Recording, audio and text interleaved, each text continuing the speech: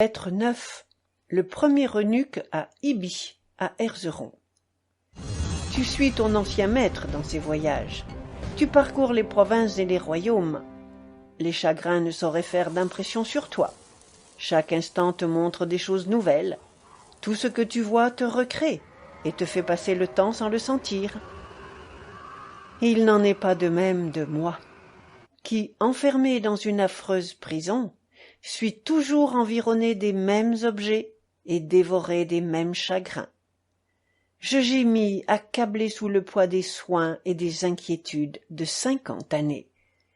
Et dans le cours d'une longue vie, je ne puis pas dire avoir eu un jour serein et un moment tranquille.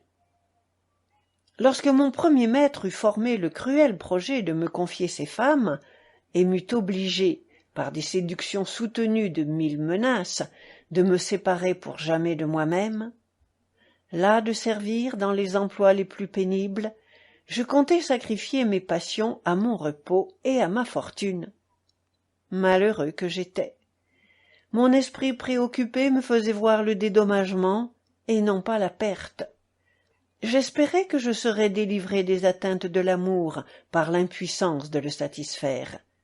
Hélas, on éteignit en moi l'effet des passions sans en éteindre la cause, et bien loin d'en être soulagé, je me trouvais environné d'objets qui les irritaient sans cesse. J'entrais dans le sérail où tout m'inspirait le regret de ce que j'avais perdu. Je me sentais animé à chaque instant. 1000 grâces naturelles semblaient ne se découvrir à ma vue que pour me désoler. Pour comble de malheur, j'avais toujours devant les yeux un homme heureux. Dans ce temps de trouble, je n'ai jamais conduit une femme dans le lit de mon maître, je ne l'ai jamais déshabillée, que je ne sois rentré chez moi la rage dans le cœur et un affreux désespoir dans l'âme. Voilà comme j'ai passé ma misérable jeunesse. Je n'avais de confident que moi-même. Chargé d'ennuis et de chagrins, il me les fallait dévorer.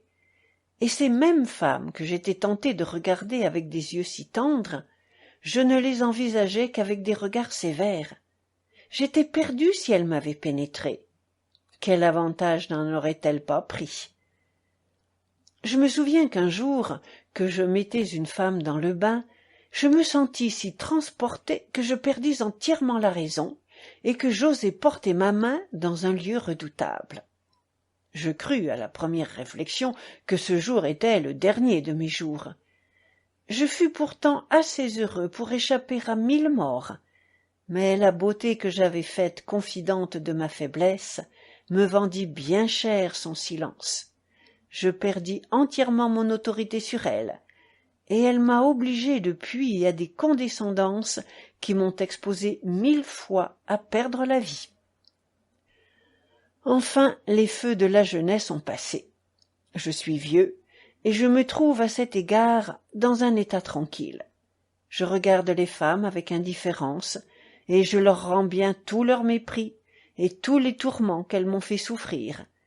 Je me souviens toujours que j'étais né pour les commander, et il me semble que je redeviens homme dans les occasions où je leur commande encore. Je les hais depuis que je les envisage de sang-froid, et que ma raison me laisse voir toute leur faiblesse. Quoique je les garde pour un autre, le plaisir de me faire obéir me donne une joie secrète.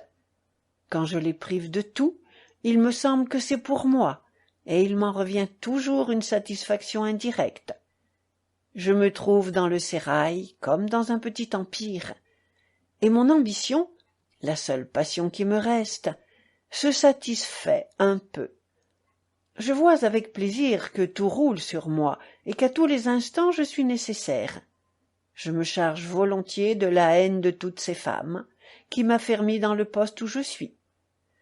Aussi n'ont-elles pas affaire à un ingrat. Elles me trouvent au-devant de tous leurs plaisirs les plus innocents.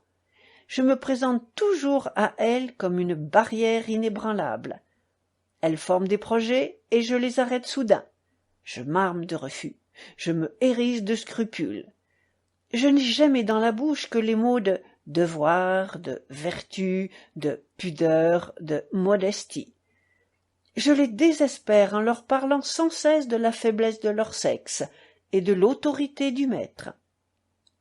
Je me plains ensuite d'être obligé à tant de sévérité, et je semble vouloir leur faire entendre que je n'ai d'autre motif que leur propre intérêt et un grand attachement pour elles.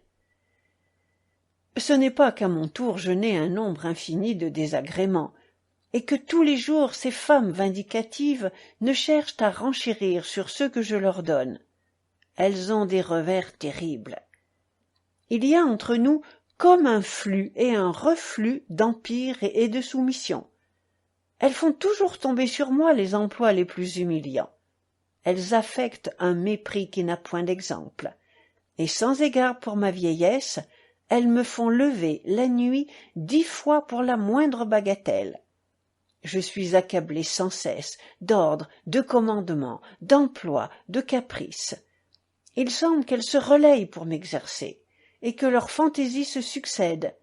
Souvent elles se plaisent à me faire redoubler de soins. Elles me font faire de fausses confidences. Tantôt on vient me dire qu'il a paru un jeune homme autour de ces murs, une autre fois qu'on a entendu du bruit, ou bien qu'on doit rendre une lettre. Tout ceci me trouble, et elles rient de ce trouble. Elles sont charmées de me voir ainsi me tourmenter moi-même. Une autre fois, elles m'attachent derrière leur porte et m'y enchaînent nuit et jour. Elles savent bien feindre des maladies, des défaillances, des frayeurs. Elles ne manquent pas de prétextes pour me mener au point où elles veulent. Il faut, dans ces occasions, une obéissance aveugle et une complaisance sans bornes. Un refus dans la bouche d'un homme comme moi serait une chose inouïe, et si je balançais à leur obéir, elles seraient en droit de me châtier. J'aimerais autant perdre la vie, mon cher Ibi, que de descendre à cette humiliation. Ce n'est pas tout. Je ne suis jamais sûr d'être un instant dans la faveur de mon maître. J'ai autant d'ennemis dans son cœur qui ne songent qu'à me perdre. Elles ont des quarts d'heure où je ne suis point écoutée, des quarts d'heure où l'on ne refuse rien, des quarts d'heure où j'ai toujours tort. Je mène dans le lit de mon maître des femmes irritées. Crois-tu que l'on y travaille pour moi et que mon parti soit le plus fort? J'ai tout à craindre de leurs larmes, de leurs soupirs, de leurs embrassements et de leurs plaisirs même. Elles sont dans le lieu de leur triomphe. Leurs charmes me deviennent terribles.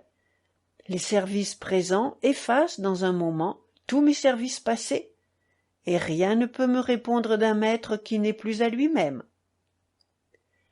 Combien de fois m'est-il arrivé de me coucher dans la faveur et de me lever dans la disgrâce? Le jour que je fus fouetté si indignement autour du sérail, qu'avais-je fait? Je laisse une femme dans les bras de mon maître.